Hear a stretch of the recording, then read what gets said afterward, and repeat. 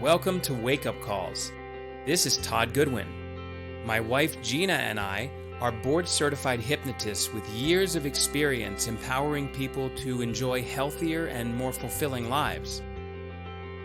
There's a myth that hypnotists put people to sleep, but the truth is that we wake them up. So many people sleepwalk through life with no clue what causes their emotions and behaviors.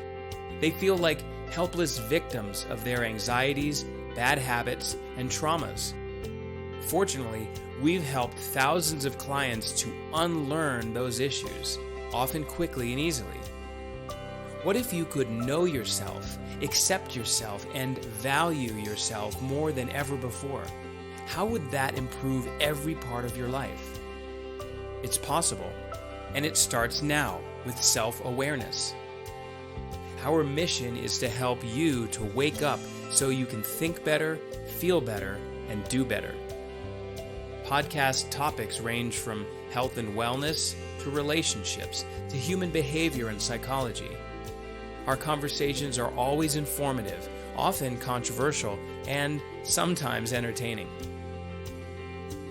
Get ready. It's time to wake up. Hey Gina, it's time for another wake-up call. Wake up! Good to see you, Todd. Yeah, it's good to see you too. You know, with this whole shelter-in-place thing, I see you all the time. Good thing we get along, right? So today's wake-up call is something that we wholeheartedly believe everybody could benefit on different levels. How can you look at this whole coronavirus situation as a blessing? As we've heard plenty of stories from social media or friends of ours or family members or even some past clients just complaining, nonstop complaining. Sure. And some of these people, their lives aren't even that much different. And it's just they go straight into the negative, whether they're watching the news too much or talking or surrounding themselves with negative people. But, the news only reports all the bad shit going on. Mm-hmm. And it has to do with sorting by distinction, which we covered in another previous episode.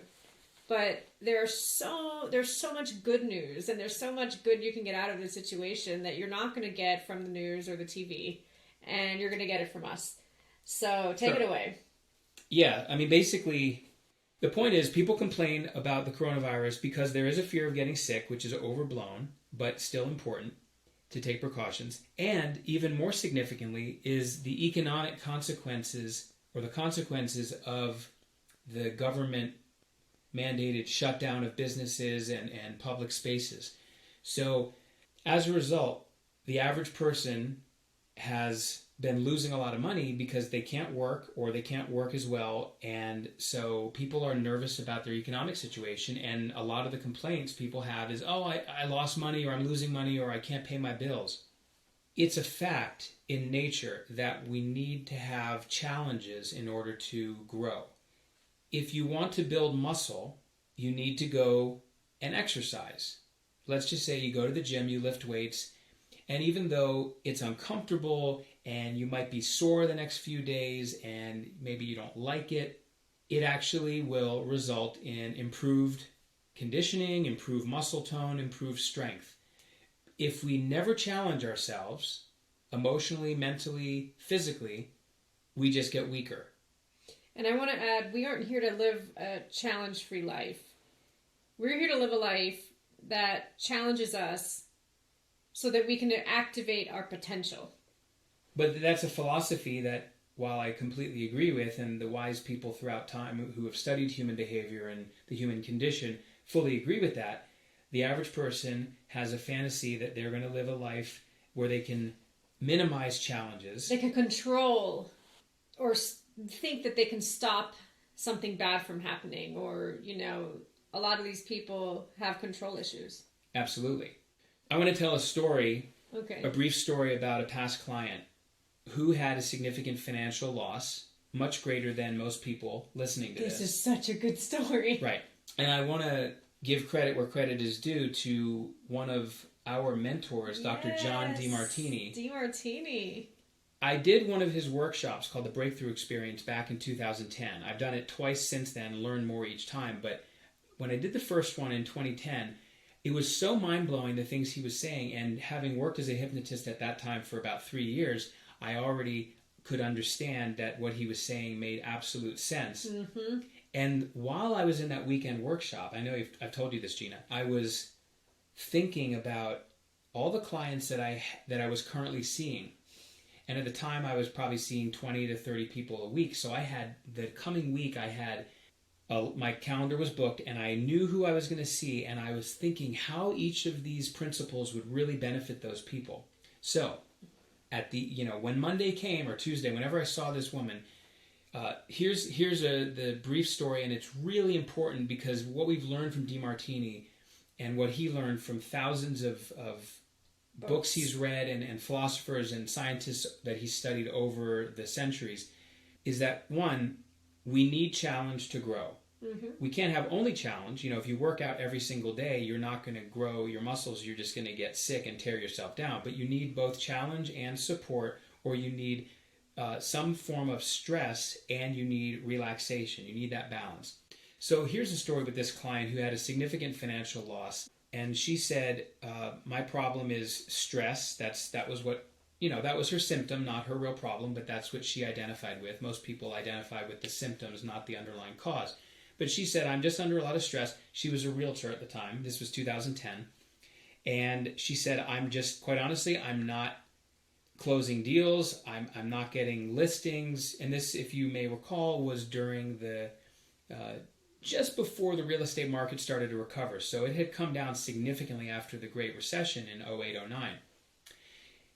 And so she said, look, my family is down to their last, $50,000, which, someone listening might say, wow, I'd love to have that. But she previously had hundreds of thousands.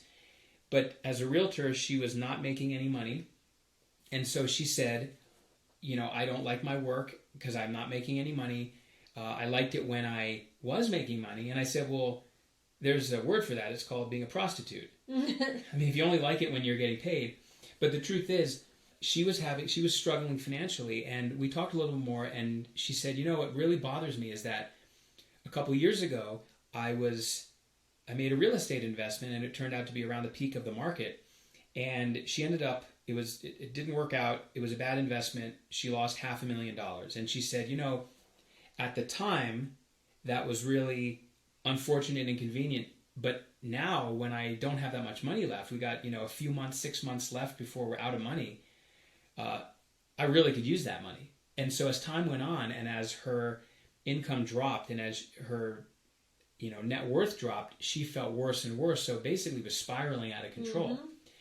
And like quicksand. Yeah. So anyway, to make a long story shorter, I said to her, is it possible that the reason why you're not making money, is it possible that that's because your subconscious mind is so upset at you? If we're going to give the subconscious like an identity, it's so upset and traumatized by that financial loss that it's going to actually block you from making money in order to lose it again. Exactly. So let's just say, and this is how the subconscious works, right? This is called secondary gain, something you've written a paper about, so you know a lot about it. Secondary, it's fascinating. Yeah, so secondary gain is whenever we get a benefit from an existing problem. Mm-hmm. And so the benefit, I was telling her, I suspect your benefit is that by not making more money, as awful as that seems to be and difficult and stressful, the reality is it's less stressful than if you were to make hundreds of thousands of dollars and then think, oh, I'm going to go invest it, and then you blow it, and then you lose it again. Simpler said, if you don't have it, you can't lose it.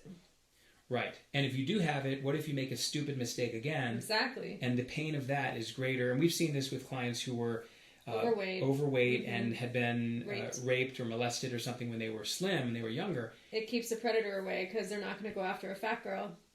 Right.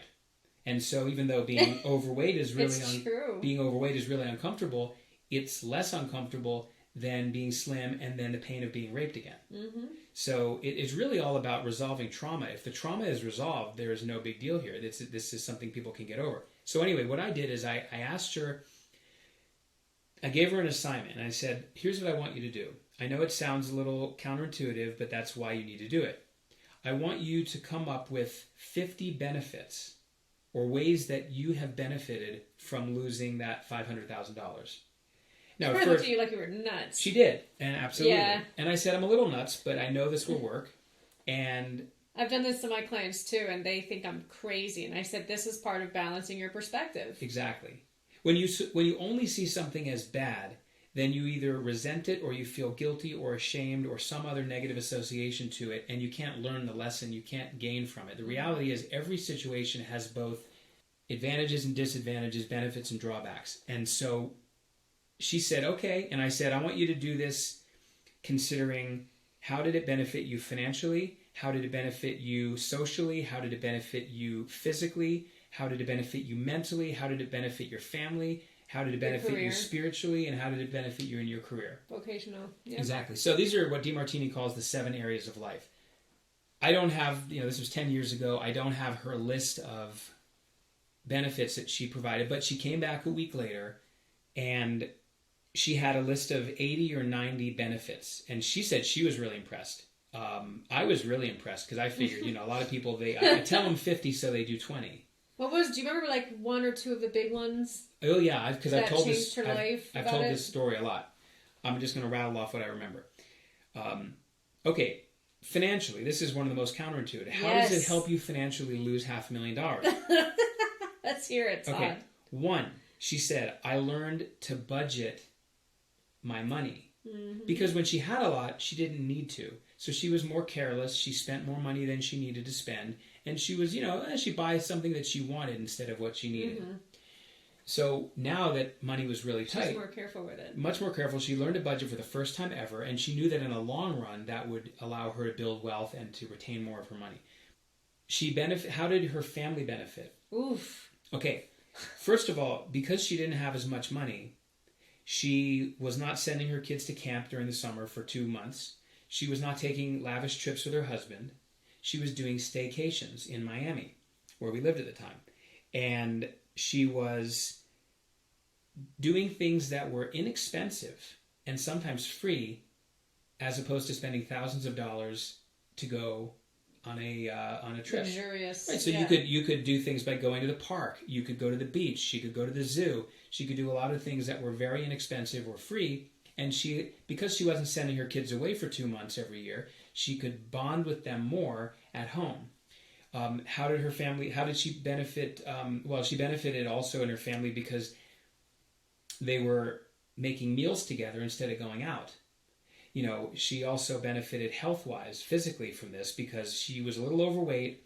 And now she's eating better. She's eating better because, she can't afford to go to restaurants every night like she was doing before. She's not drinking the wine, having a dessert, and God knows what is the ingredients in the food. It causes inflammation or all the hidden sugars and dressings and marinades. And so she was benefiting physically with her health by, 1, cooking meals at home. Her family was benefiting too because she was teaching her young kids how to cook and how to prepare food, and they were doing things together. So the family grew stronger by doing activities together, by preparing food together. She ate healthier, so she was able to lose weight, or she knew she was going to because she was eating healthier. Second, she had an expensive gym membership, which she often didn't go to, the gym. But because she couldn't afford it, she was now just buying a couple exercise DVDs and doing it at home. So she was actually exercising more because she didn't have money. How did she benefit socially? She got a lot of emotional support from her friends. One of her closest friends was able to lend her a little bit of money as she was going through this. And she realized some of these things, happened before we ever met. So it's not like all this happened in 1 week. She just didn't acknowledge the benefits. She already had been receiving them, but she didn't notice them. She benefited spiritually because she grew closer to her church group and her community, so she felt more connected in that area. How did it benefit her? Do you remember, her career, vocational, or? She realized she had been sitting in an apartment or a house, I forget which, waiting for someone to show up for a showing. She was going to show this property. The person didn't show up, and this had been happening a lot. And maybe, on some metaphysical level, she was pushing that away. I don't know. But it occurred to her that she hated being a realtor. And that goes back to my comment about being a prostitute. When you only like something when you're paid, but you wouldn't do it, without that, then there's a problem there. Clearly, it was not among her highest values to be a realtor. She didn't care much about real estate. She just liked making money. And when the market changed and she wasn't, she realized, what the hell am I doing here? So one of the benefits she came up with among the 80, and I've only mentioned probably half a dozen, is that she realized she didn't want to be a realtor anymore. So she benefited vocationally, career-wise, because she wasn't making money. As long as she was making money, she wouldn't have questioned whether this was right for her. It took the crisis for her to really question the things she was doing in her family, what she was doing with her health. What she wanted in her life. Yeah. And so we did a few more sessions working with hypnosis and these other things to resolve, residual belief systems she had. But she said at the end that the most impactful thing we did was this exercise. It's funny because I said sometimes to her, it's all you need. Yeah, and I said to her something that I know DeMartini does when he does this, asks these questions. Basically, how did it serve you? That's all I asked her. I mean, there's so much more to that method that we use with our clients, but back at the time, that's the only one I remembered. And that was enough. And I said to her, if I could write you a check for $500,000 right now, but in exchange, you had to give up the closer relationship you have with your husband and your kids.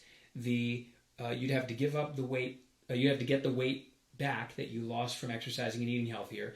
You would not have this closer relationships with your family and friends and community and all those things. And you would not have the financial discipline that you've gained. And you would still have to be a realtor, blah, blah, blah, and another 70 things, because I was reading her list. If I gave you $500,000, but you had to go back to the way you were before, would you take the money? And she said no, because I can always make more money. Mm-hmm. And I said, it's funny. When we first met, you had a very strong belief that you could not make any money no matter what. Clearly, she just said, I can always make more money. Mm-hmm.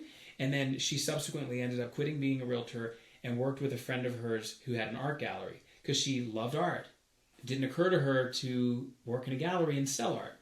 And it's also important to note, Todd, that especially if these benefits were in her highest values, like if she valued wealth, if she valued her health, if she valued, and saving money is part of valuing wealth, then when she sees all the benefits of how this helped her financially, how this helped her physically or her health, or even with her family, if that's one of her top values of her life at the time, then she's going to really have a big aha moment and realize how important it was for her to lose that money. Yeah, for sure. She lost $500,000, but she gained so much in so many areas of her life that she just paid to get all those benefits.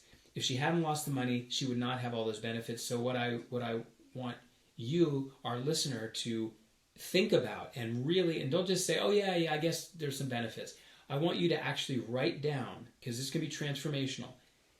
Look at all the complaints and beefs that you have about your present life, whether it's coronavirus related or anything else. The things you don't like, the things that have happened in your life that suck, that are bad, the losses, all those things. And ask yourself for each one, how did it serve me? And keep writing.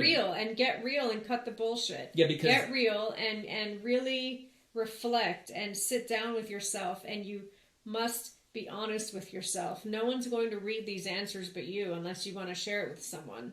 Be honest with yourself and really sit down and think of these benefits, of how it's benefited you in all those 7 areas of life. The key to getting these answers is sitting down, having time to do it, and number one, most importantly, is be real and be honest with yourself and be authentic with yourself. Yeah, and even if you're still not sure, that's why we gave the example of this client. You can be honest with yourself, like Gina said. If you can write down, ask yourself, how did this serve me? How did I benefit? What did I gain? Because you know what you lost. That's the perception of loss, but we're not going to go there. You know what happened that you judged as bad. The truth is, losing your job or getting laid off or getting the coronavirus or suffering in some way because of this, or someone died in your family or whatever it was, yes, there's things about that you didn't like. No question. No argument there. And there are things that you may not have been aware of that have improved because of it. Only once you are crystal clear about these things, you write down dozens, 20, 30, 40, for each one of the things that you supposedly suffered or lost. Write down everything you gained, every benefit you got, every way it served you in every part of your life. And I promise you, if you do this, and you keep going until suddenly something clicks in your mind, you will all of a sudden realize, wow, that wasn't such a bad experience. In other words, it was an experience that you judged as bad, but you ignored the other side of the coin. Because every coin has two sides. Mm-hmm. And you're only looking at one side, you're going to ignore what's always there, which is the other side. When you can do this, you can really develop a sense of gratitude for all the seemingly unfortunate experiences in your life. And there's no more powerful way of dealing with this than in the middle of a crisis. Why wait months or years to look back and say thank you for giving me that experience when you can do it today? And I promise you, it's a little bit of work, but when you sit down and you do this, it will make a big difference in your life. You'll be mind blown, and you'll realize things are on the way, not in the way. And if you do sit down and do this and you can't come up with more than 5 benefits in every area of your life, I'll tell you right now, you have an agenda. And I'll tell you, you have a secondary gain for being in your problematic state. Right, and usually it's... And I don't bullshit. Yeah. And usually the secondary gain is either sympathy or attention, which people often get when they've suffered a loss, whether it's financial, a family member, health. They get sympathy, they get emotional support, they often get addicted to that, and so they're unwilling at an unconscious level to let go of the perceived problem because of the benefits they're getting. It's either they're getting support or they're avoiding responsibility and hardship. And if you can say, oh, my back pain. The victims. Yeah, I'm a victim, I can't take out the trash. Poor me, feel sorry. Yep. And these people are very good at manipulating you to make you feel sorry for them. Yeah, so don't be one of those people. And if you don't be one of those assholes. Don't be one of those people who manipulate. So if you have suffered, rather than, licking your wounds, this is tough love, but rather than feeling bad about it, ask yourself, what did you gain? How did it serve you? And if you do that enough, I promise you that will shift your perception and that will immediately drop your stress level significantly. Yeah, and your integrity will go up, and you'll also be an example to others, with your different attitude to possibly help them believe that they can change their minds about everything going on. Yep. So just really remember to find the hidden blessing, There's always a pro to every con. There's always an advantage to every disadvantage. There's always, always, always that polarity. It exists. You can't have a negative without a positive. You can't have a positive charge only on a magnet. A magnet has a positive and a negative end. Always. Even if you slice it into 1,000,000 slices, each little piece will have a positive and a negative charge. You have to have that balance. There is always this balance. That's just how nature is. That's just how the world works. Yep. But don't take our word for it. Prove it to yourself. Do this exercise. I promise you it will be worth it, and it will be a tool. Even though this is only one aspect of the tool, which is much more robust, this is an easy one that you can do, and you will take it with you throughout life and share it with other people, because if you see the benefit, you're going to believe it and you're going to share it, and you can be a force for positive change in this world. Well, that's all I have today, Gina. I think that was lengthy but important. So do your best to see the upside, because it's there. That's right. That was one hell of a wake-up call, wasn't it? Wake up. I can't wait for the next one. It's so long. All right, bye-bye. We hope you enjoyed this episode. Please share it with others who might benefit too. Follow our podcast at www.goodwinwakeupcalls.com to be notified as new episodes are released. If you have questions or topics you'd like us to address, email wakeupcalls@goodwinhypnosis.com and visit goodwinhypnosis.com if you'd like our help to overcome a personal challenge. We'll talk to you soon.